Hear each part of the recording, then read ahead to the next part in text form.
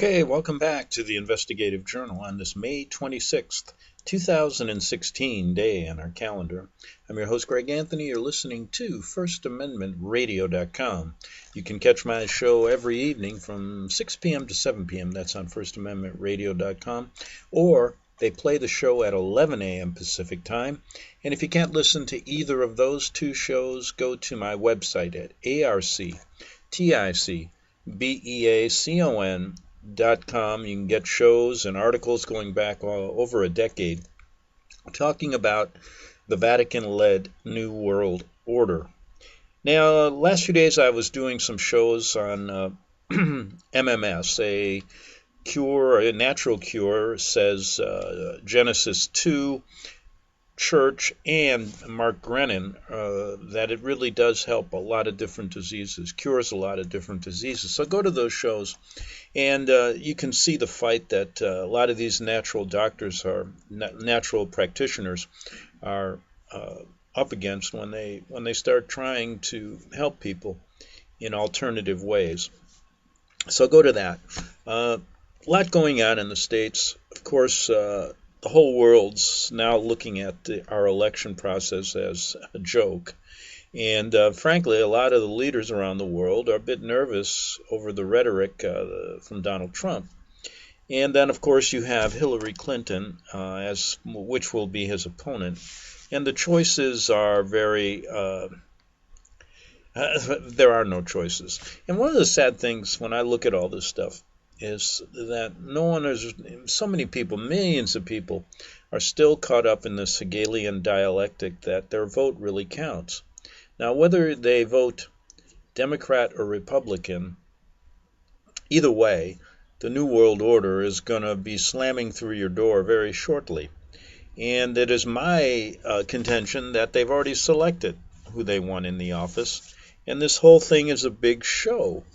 Now, this year you have to really give them a theatrical A, so to speak, because they really put up two candidates that are completely opposite, but yet very unfavorable to most voters. And it's just a big circus show going on. And to follow it is basically what they're doing is playing the left against the right, thinking that you have a say in everything to keep you preoccupied from what's really going on. So they're getting so many people involved in this. And don't get me wrong, Trump is a great entertainer, and he's catching a lot of people off guard. And many people will just wait to listen to the next outlandish thing he's going to say, while the New World Order is planning so many different things. Now, what I've said years ago, from the days that I lived in Rome and saw the Vatican working, I said, if American people and the people of the world don't really get to the bottom, the root cause of what's going on in the world, and the Vatican-led New World, Old World Order that's involved in all of the governments of the world, these guys have a plan that's been going on for centuries, and it involves 3 world wars, not to mention all the other wars that they've orchestrated.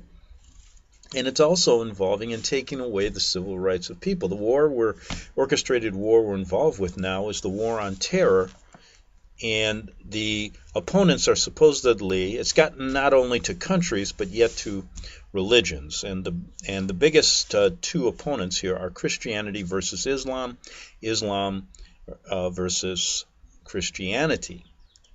Now, let's look at this carefully.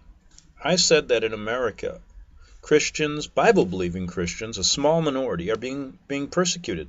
Look at the Tony Alamo ministry. What I've talked about, how the Vatican, and we've proved connections between the governments, the FBI, and all of these people, and all these Vaticanites that are in government, posing as posing as people wanting to help you, when really they're furthering the cause of the Vatican agenda, not only here but all around the world. So you see that Christianity is being I'm talking about Bible-believing Christianity, which is the true form. Small minority people being tortured because they come out against and talk about Rome, the Rome being the Antichrist, the Vatican being the Antichrist, talking about the book of Revelations, not afraid to mention all of the atrocities that this organization, especially from the time of the Reformation on until this date, the Jesuit order has been involved with, killings of millions of people, orchestrating wars. Right now, you have Jesuit connections to ISIS.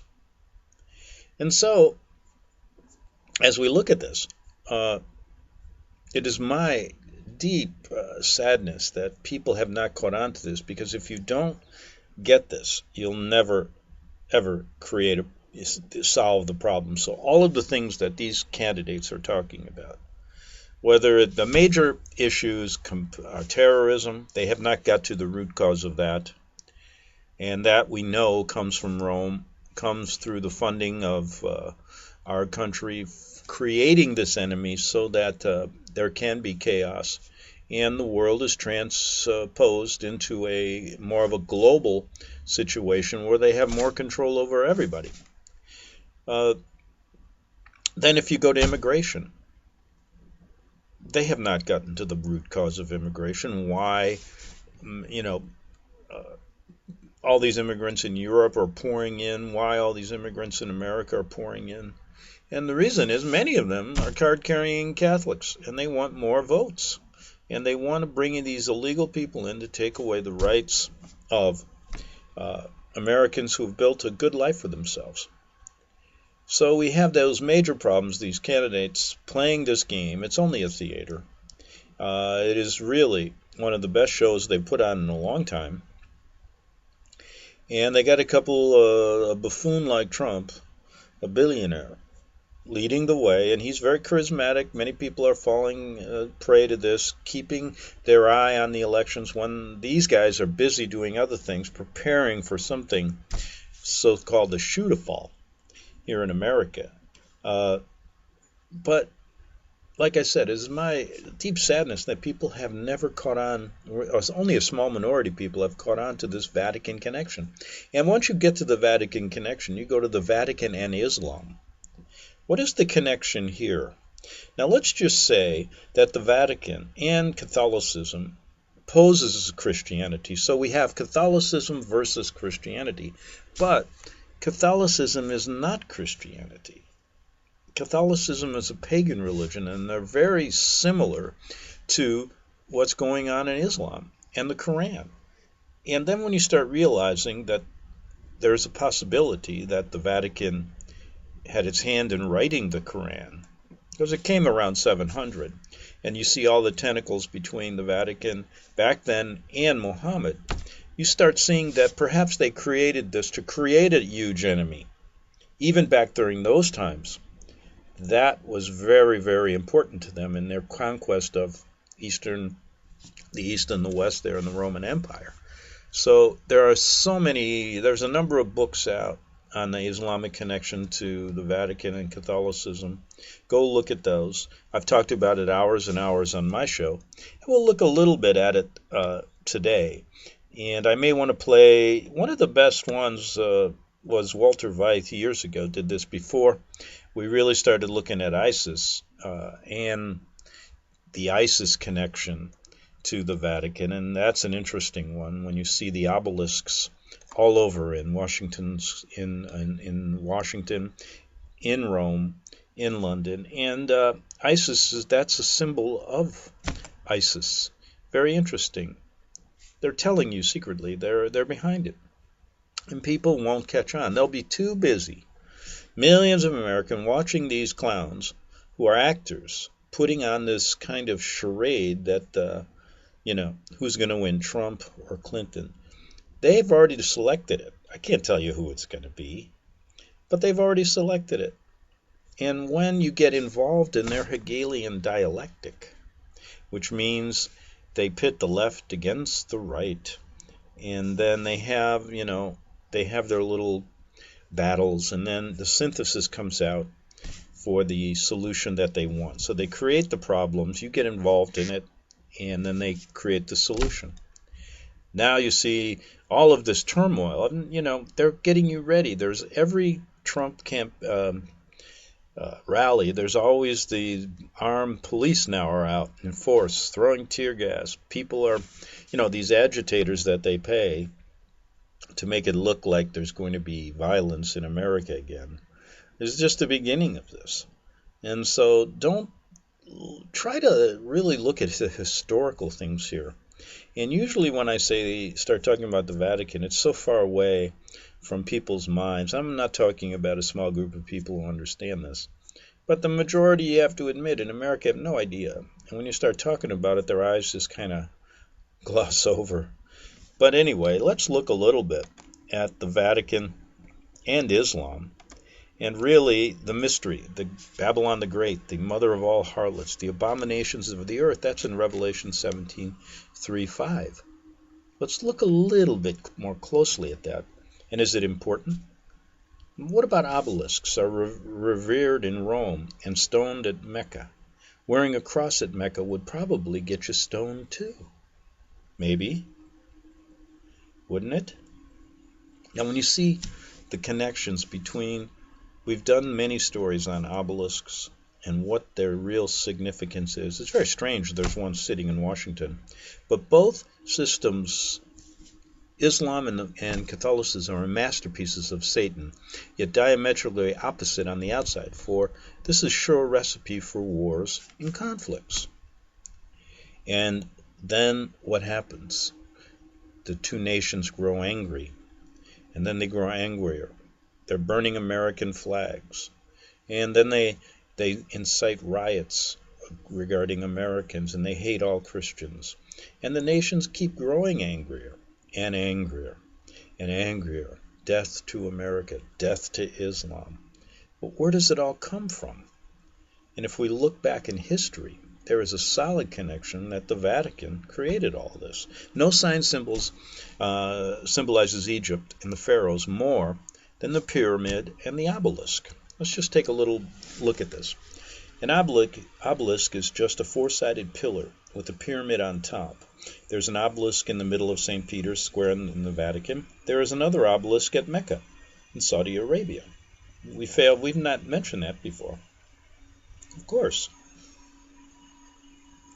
Now I'm looking here, and I just pulled up a little picture here of the Washington Monument and the obelisk there, and the pool, the reflecting pool in front of it. What's up is down. They're all Masonic thing. Now look at the obelisk. I'm looking at another picture here, the obelisk in St. Peter's Square. I used to walk by there millions of times. Had no idea. So I realize how their propaganda can really make it difficult. At the Vatican, the obelisk is considered a sacred symbol, and the Pope faces it when he addresses pilgrims below. At Mecca, the obelisk actually represents the devil or Satan. Interesting.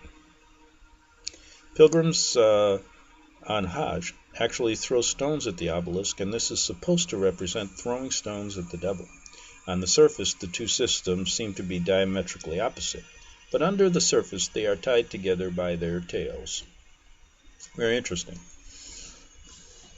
One little aspect we haven't discussed.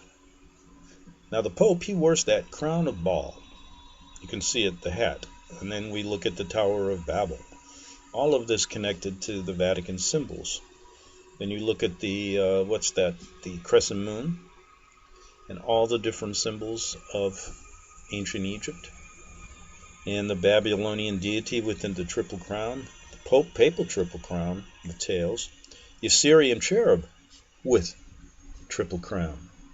Satan laughs at the Muslims' antics of throwing stones at the devil. Quite interesting. Does he? What about the Shriner insignia? The fez hat worn by the Shriner Freemasons. J. Edgar Hoover was the first director of the FBI of the United States. He wore one. And to the unwary, Roman Catholicism and Islam seem to be diametrically opposite religious systems. On closer examination, however, you can see that Islam is a creation of the Vatican, and it is the best enemy money can buy. By the Middle Ages, an 8-point star is widely used as a symbol in Islamic art. It's called the Khatam, or the let's look at this a little closely. Khatam, or the Suleiman, seal of the prophets, as is the signet ring. The phrase seal of prophets is also used in the Quran and has particular ideological meaning for Muslims. Moroccan artisans also refer to the 8-point star as Sabanai, which is derivative of the number 7, Saba. Interesting, huh? The 8-pointed star. These are some of the few little connections in many of the shows and hours that I've done. Yet, you have to look at this. Even now, Islam, the religion of Baal, worship masked with monotheism, is one of the fastest growing religions. After World War II, this religion was used by the Nazis to bring about the evil plans of genocide. You can look, and I pulled up a picture, you can see Hitler with Yasser Arafat's mentor, Amin al-Husseini, with Nazi Führer Adolf Hitler. Now, how many shows have we done about the Vatican connection to Hitler? You can Google that, and the evidence is just overwhelming regarding how Hitler was a puppet of Pope Pius XII, and how the Vatican was very much behind the Third Reich. And Hitler's words even said he created the Third Reich structure based on the Jesuit order structure. How about the stories we did connecting Stalin to even an American Jesuit priest working in Georgetown? Remember Father Edmund Walsh and his connection to Stalin, and how he brokered a deal between Stalin and Lenin with the grace of the Pope and America, and the money was funding the Bolshevik Revolution, and they get Stalin into power by us. And Edmund Walsh, the creator of the School of Foreign Service at Georgetown University, right next to the White House, where all of our diplomats are trained, was the one who brokered the deal and had connections to Stalin. Now, we also looked to show you how Stalin was trained by the Jesuits at Tiflis in Russia. In fact, many say he was a Jesuit priest. He spent years there. And when he was in exile, sometimes when in his first years, when he was obtaining power, he would go to Tiflis, and this was the Jesuit seminary there, which was still there even though the Jesuits had been kicked out, supposedly. And he would be given asylum there. So there's a lot of connections between this. It goes very, very deep. We're just looking at a few other little things here. And it's quite interesting, this connection between Allah. Did you know is another name for the moon goddess? Allah is just another name for the great mother goddess Cybele, or Cybele, C-Y-B-E-L-E. Now, let's look at this a little more closely. Al-Manat was associated with the Greek goddess Nemesis, who is at the same time linked to Cybele, Artemis, and Demeter. See, a lot of these things get confused because the gods had different names in different countries, but the deities were all being worshipped by different names, but in a similar manner, so to speak. And so you have these connections coming from the pagan ancient religion seeping into Catholicism, because Catholicism is not Christianity. Now, Cybele was the original name of this goddess, and her home in Pergamos, Asia Minor. She is associated with the meteorite cube. Quite interesting, isn't it? In Revelation chapter 3, verse 13, Jesus referred to Pergamos and said that Satan's seat was there. Was it Pergamos or Pergamos? Cybele was brought to Rome about 200 BC and was carefully moved by the matrons of Rome to the Temple of Victoria until Matrun was built in 191 BC. The black meteorite was adapted as the head of the cult statue. Oh boy, what information you can get when you start really digging deep. And I'm taking some of this from some information sent to me and asked to put this out by Adam, and it's called Vatican and Islam Are the Same. So let me continue with this. So we have trying to establish even some more, connections between the pagan occult and these two religions. Cybele, like Diana of the Ephesians, was a black virgin. Cybele soon became the chief false goddess of Rome and was associated with her consort Attis. Interesting. Now, where does all this lead? Well, it leads to today, where look at this. This is quite interesting. If you look at the deities of other cultures known to have been associated with stones, include Aphrodite, Cybele, and later Rome. The latter's most ancient sculpture was said to be carved from black meteorite. So we have to look, at all of these different pagan connections to Catholicism, and then look at how Catholicism tries to pawn itself off as Christianity. And in a sense, you have what's going on here is, if they can create this Islamic terror, they're creating another form of the Hegelian dialectic where they control both sides of this battle. Now, if they created Islam, and we've done some shows on that in the past, which I'll do in the second half hour, then you can see that most of the leaders of all of these religions must be beholden to the top dog, so to speak, and that top dog sits in Rome. That's why he was here before our Congress and given free rein to basically tell the American people, I am your leader. These people work for me. He didn't quite say it that way, but that's what it really is all about. And now we have all of this show going on in the American elections. They picked a couple of people that really are unfavorable to a lot of people to get a lot of anger going. Remember I said countries they like to get people angry? And that's what you're seeing. And you're seeing it's attracting a lot of people in America for the wrong reasons. And I say they're doing it to keep you from really keeping your eye what's really going on today, how they're preparing this country for a huge downfall. And they also do this so that, what they have to do, though, is they have to cover up history. They have to give you a false idea of what happened in the past so that you have no reference to what's going on today. Only the one they give you.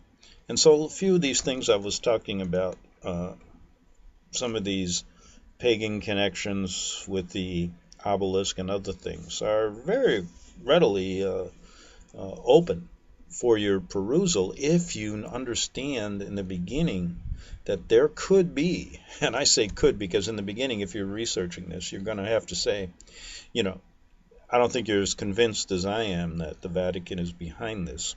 I've spent many more years doing it and have gotten information both pro and con over the years and come to the conclusion that the Vatican-led New World Order is real.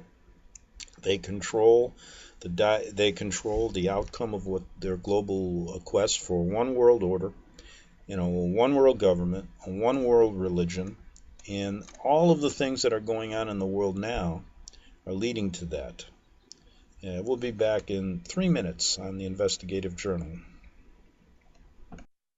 Visit crosstheborder.org, CROSS, crosstheborder.org, to get your print, EPUB, or PDF version of the book, The Rapture Will Be Canceled. That's crosstheborder.org. I know you all want answers, and believe me, so do I, and I'll do my best to get them. Despite Nicolas Cage's promise to do his best to get left behind rapture answers for us, don't hold your breath. Not everyone believes Left Behind is true prophecy. Some may even regard as conspiratorial the mainstream re-release of the Left Behind movie with actor Nicolas Cage portraying the main character, as an attempt to further reinforce in the minds of all this perception of false prophecy, in order to condition the masses for the play about to begin. If you want true Bible prophecy answers, get the book, The Rapture Will Be Canceled. The author exposes the Latin rapture origin, the 7-year tribulation deception, true Bible revelation of Daniel's 70 weeks, the abomination of desolation, the restrainer, America in the Revelation, the image of the beast and the mark of the beast, and the truth about God's chosen people, and so much more about Bible prophecy. This book will shatter the left behind paradigm of future events. Get the book, The Rapture Will Be Canceled. Visit crosstheborder.org, CROSS, crosstheborder.org, to get your print, EPUB, or PDF version of the book, The Rapture Will Be Canceled. That's crosstheborder.org.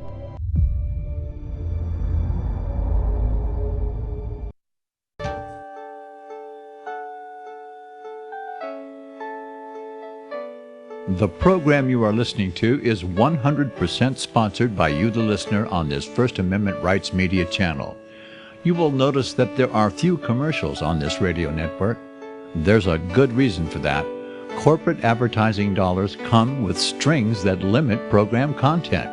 So without your help, these programs cannot continue on internet or our several affiliates. If you benefit by the educational law programs, we ask you to give. If you are admonished or nurtured by the Bible and ministry programs, we ask you to give. If some voice a cause that you are passionate about, we ask you to give. If you believe in any of these, we ask you to support them as you would a missionary on a continual basis, as if giving a tithe for missionary radio. These programs are not commercially viable and must be supported by those faithful to the cause of truth. Look for the button to sponsor your favorite programs at our listen and schedule pages on the internet.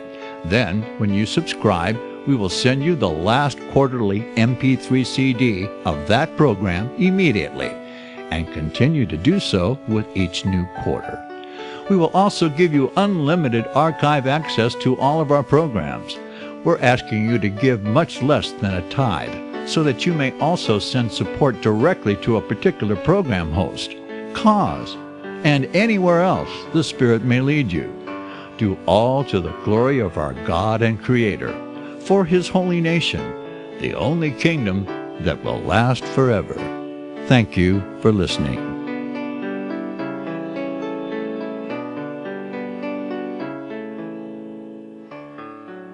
Okay, we're back for the second half hour of the Investigative Journal on this May 26th, 2016 day on our calendar. We're going over some of the connections between the Vatican and Islam, and referring to some information I was given by a man by the name of Adam, and he's calling his presentation, "The Vatican and Islam are the same."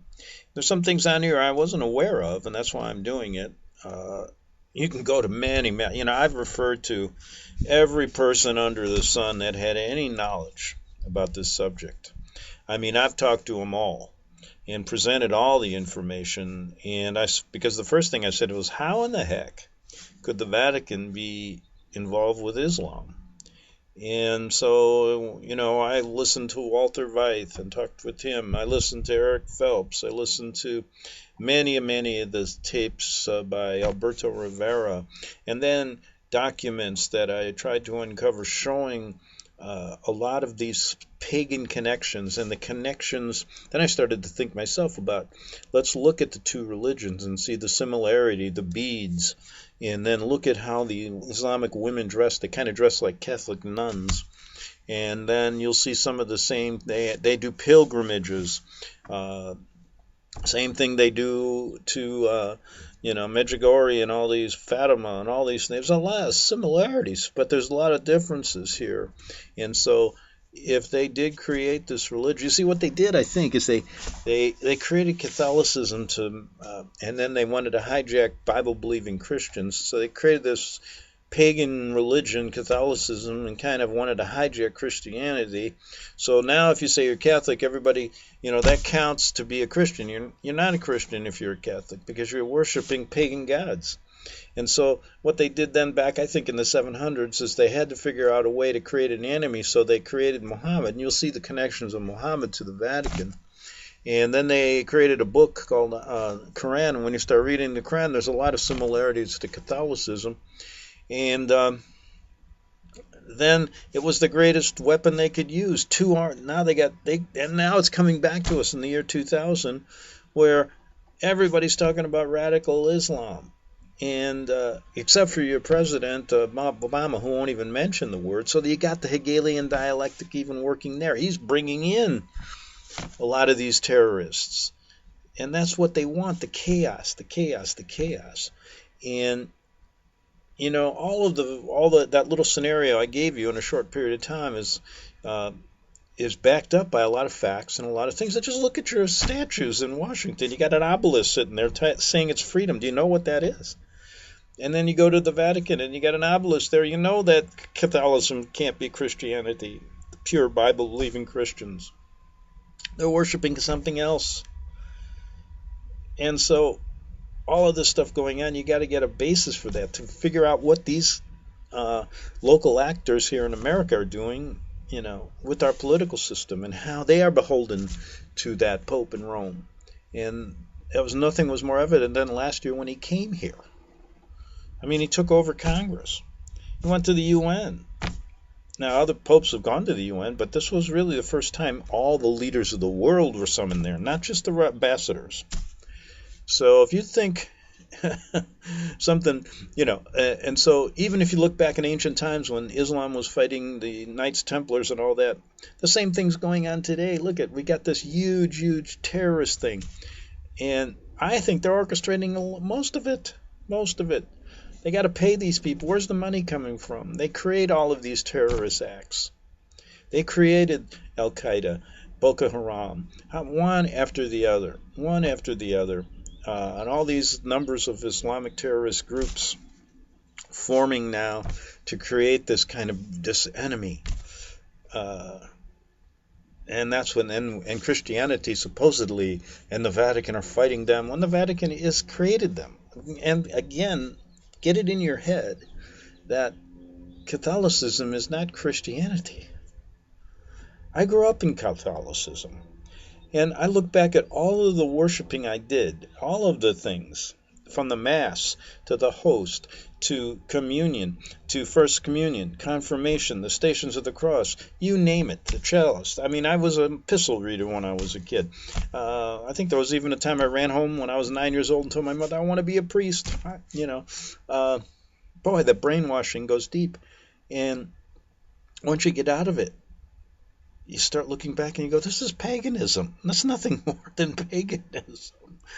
And then they try to, so the next step is, okay, we're into terrorism. We went through World War I, World War II that they orchestrated. Now we're into this one. And this is the most interesting because they've created now not only a war of countries, but it's of faith, supposed faith and religion. And they're pitting people who worship Allah to people who worship God. Look, the leaders of the Catholic religion in the Vatican and the big guys all over, and the ones connected to him, do not worship God in the Bible. It's a Luciferian organization. And I believe the same thing goes on in the Muslim world.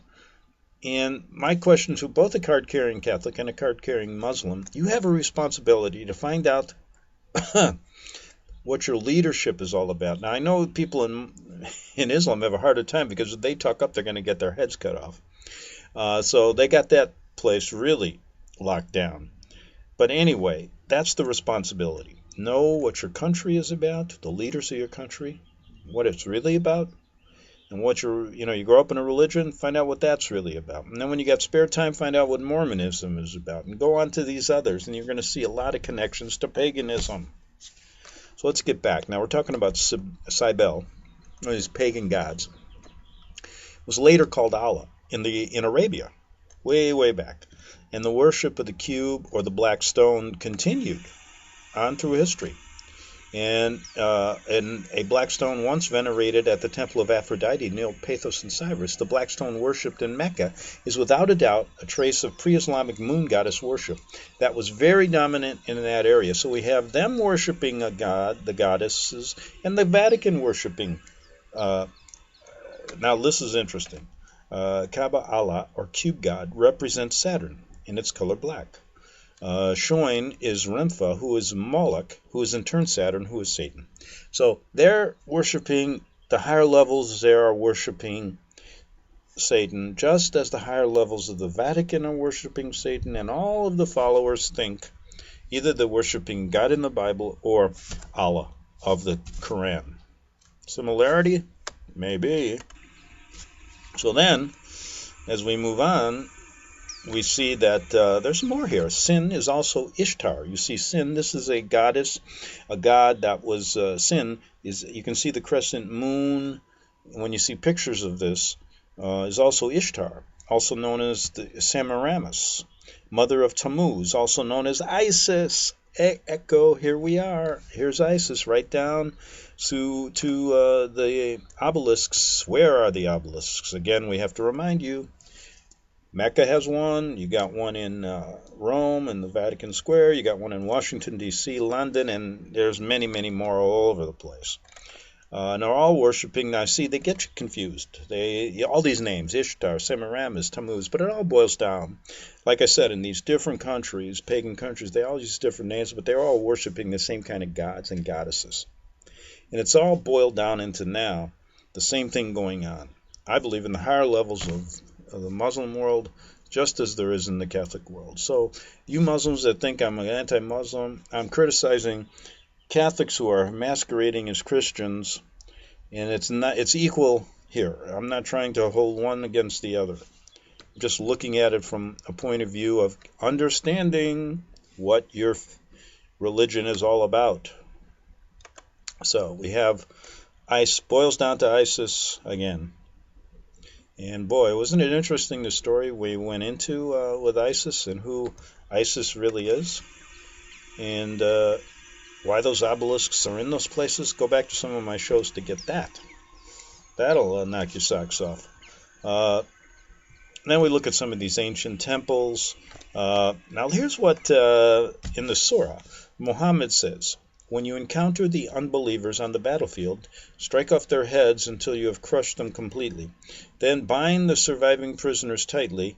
Surah states, I will cast dread into the hearts of the unbelievers, strike off their heads, and then strike off all of their fingertips. Okay. That's what's said in Surah 47. Surah 47. Okay, now let's move on. So we have that statement.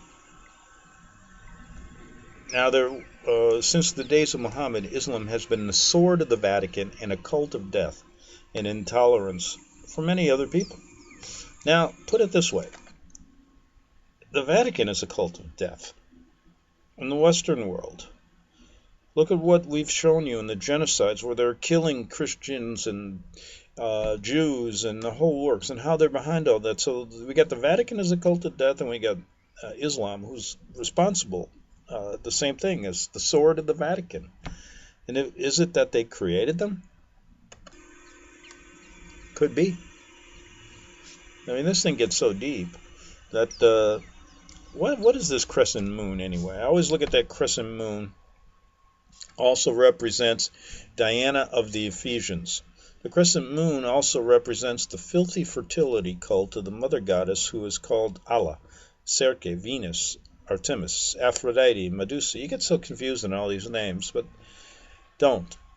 And just look at the Fez hat on the Shriners here. They have the crescent moon. So who the heck are they worshiping?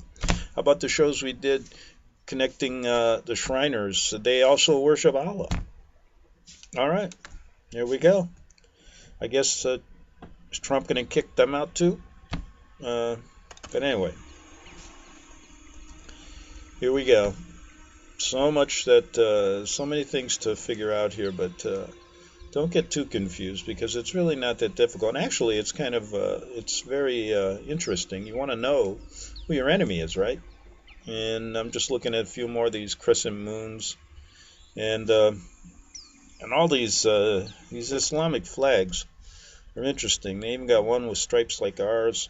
They got moons and stars, and it's all cult. They got the sun god here inside of the moon. You name it, they got it. Now, Alat, the triple moon goddess. They got a triple moon goddess, is Astarte, who is also Semiramis, who was the wife of Nimrod, queen of the Babylon. The Catholic Virgin is not Mary. Okay? Get that into your head. The Catholic Virgin that they talk about is not Mary of the Bible. She's a goddess. They've created her into a goddess. They're worshiping a goddess here. That's how they got all. That's why they did all these things at Medjugorje, at Fatima, and all that crazy stuff. Because they're worshiping a goddess who was Semiramis, who was the wife of Nimrod, queen of Babylon. So they're just as steeped in the occult as Islam. And I hope there's more Catholics that understand it, and I hope there's a lot of Muslims that understand it. I mean, I don't think I think a lot of these Eastern religions are in the same boat too. But you see all these pictures, they're trying to depict, Catholics have tried, I remember, I'll tell you what, let me just talk here for a minute from past remembrances when I was a kid. You know, you grow up with statues of Mother Mary in your house, and then you sit there and you've got to pray to them when you're in church. And I mean, they created, and I always thought it was the Mother of God, but when you see that it isn't, that it was just this pagan goddess they're worshiping, and they're making me out to be some kind of fool, you kind of get a little angry, and then you kind of calm down and you say, listen, I'm not going to fall into their trap, and let them do me in, so to speak. But boy, I'll tell you, they got a pagan system going here, and everything on this altar. I remember when I was even an epistle reader, when I was a kid, everything on it's got some kind of pagan symbol, and they're just, laughing. The guys at the top are probably just going, see, we got these people worshiping all this stuff. Now let's look at the crescent moon, because it looks like the horns of a bull. Also came to represent the female reproductive system. The two most popular symbols of paganism became the crescent moon and the bull's horns. Interesting. I didn't know that. Did you? Oh, don't say you did and that I'm stupid. But anyway, we're looking at some things regarding the paganism behind both of these religions, and the fact that the Vatican and Islam are really the same. Mystery Babylon, the great religion. And the Vatican, I believe, created it. And there's a lot of evidence showing that they did back in the 700s. Here I got a picture of the Pope. He's worshiping with Islam. And let's look at the several representation of Ishtar. Notice you can see there's an 8-pointed star on the head of Ishtar, etc., etc. And then you look at all of these pagan symbols that take you right back. And now similarities between Islam and the Vatican. Both religions believe in using force to spread their version of the one true God to the unbelievers. Both religions believe in a union with the state, or of using the police powers of the state to compel what? To compel everyone to do what they want. Both of them are doing that. Both of them are the same, are one and the same, doing, posing. And then the good people are caught in the middle. Christians, they don't care. Orthodox Christians, Jews, they compel obedience to their tenets. Both religions have a holy shrine in which the believers are taught to look to as their headquarters, Mecca and the Vatican, right? That's the headquarters. Mecca has theirs, Vatican has theirs. Now, Hubal, the chief idol of Mecca, is linked to Baal, also known as Tammuz. Interesting. I'm looking at some of these shots. So you see there's a lot of that in the Dome of the Chin, the Temple Mount. The Dome of the Rock, Temple Mount, Jerusalem. Let's look at this. Interesting. And you can go on and on with this stuff. And I hope this kind of off-the-cuff show like this, the Dome of the Rock and the Temple Mount, Jerusalem, is an 8-sided octagon. The only shape that fits inside an octagon 8-pointed star. Notice the gold ball. There's a gold ball on the top of the Vatican roof. But they, the Jews, were deceptive, and Allah was deceptive, for Allah is the best of deceivers. And that's in the Quran. According to the Quran, Allah is the most deceptive. The Bible never says such a thing about the Lord. We will now see an example of how deceptive Allah, the moon god, can be. And if you think of it, now listen, I'm not trying to, these Muslim people, not just like the Catholic people, you got to pull them out of it.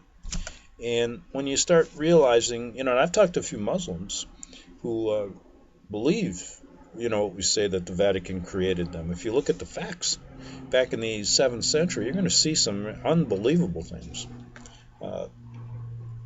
So let's look at this.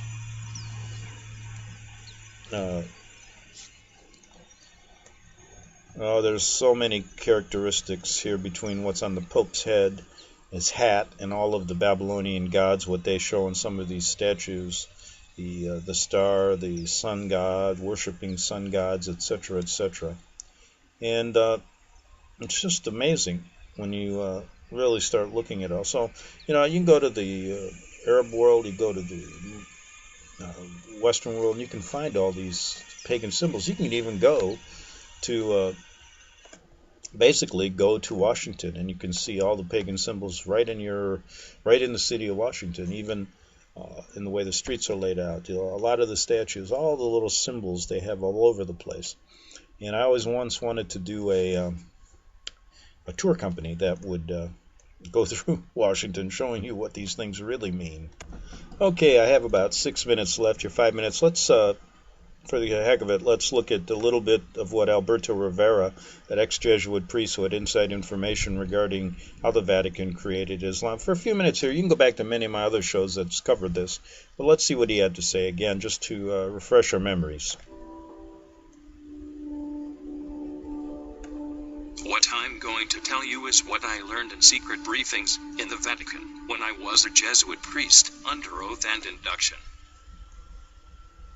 A Jesuit cardinal named Augustine B. showed us how desperately the Roman Catholics wanted Jerusalem at the end of the 3rd century. Because of its religious history and its strategic location, the Holy City was considered a priceless treasure. A scheme had to be developed to make Jerusalem a Roman Catholic city. The great untapped source of manpower that could do this job was the children of Ishmael. The poor Arabs fell victim to one of the most clever plans ever devised by the powers of darkness. Early Christians went everywhere with the gospel setting up small churches, but they met heavy opposition. Both the Jews and the Roman government persecuted the believers in Christ to stop their spread.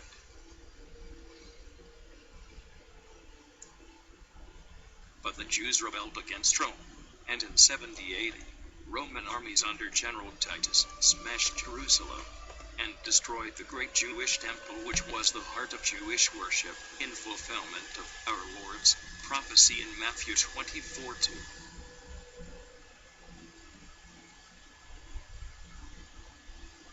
On this holy place today where the temple once stood, the Dome of the Rock Mosque stands as Islam's second most holy place.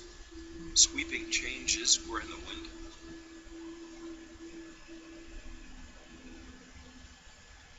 Corruption, apathy, greed, cruelty, perversion, and rebellion were eating at the Roman Empire, and it was ready to collapse.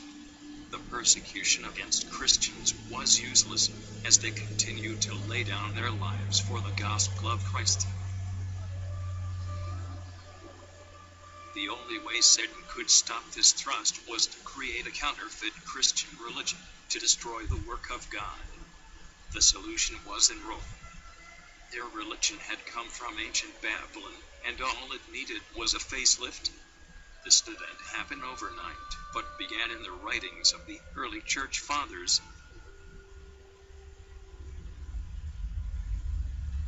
It was through their writings that a new religion would take shape. The statue of Jupiter in Rome was eventually called St. Peter, and the statue of Venus was changed to the Virgin Mary. The site chosen for its headquarters was on one of the 7 hills called Vaticanus, the place of the divine serpent, where the Satanic temple of Janus stood. The great counterfeit religion was Roman Catholicism, called Mystery. Babylon the Great, the mother of harlots and abominations of the earth, Revelation 17:5.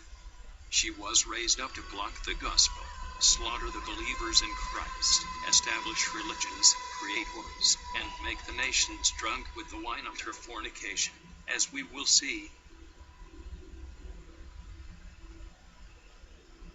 3 major religions have one thing in common. Each has a holy place, where they look for guidance.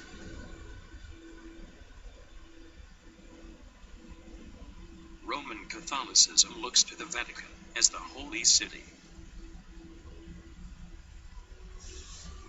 The Jews look to the Wailing Wall in Jerusalem.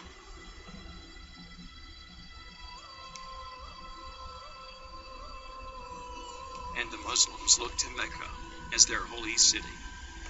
Okay, we're about out of time. I think I'll finish this up. There's about, another good 20 minutes of what Alberto Rivera has to say, and I think you'll find it interesting. Just to refresh your memory, if you're impatient, can't wait till tomorrow, go back to some of my old shows that talk about it. Alberto Rivera's testimony that the Vatican actually created Islam.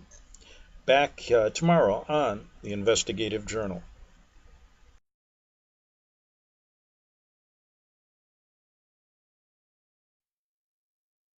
Since the beginning of time, kings have sought it, nations have fought for it.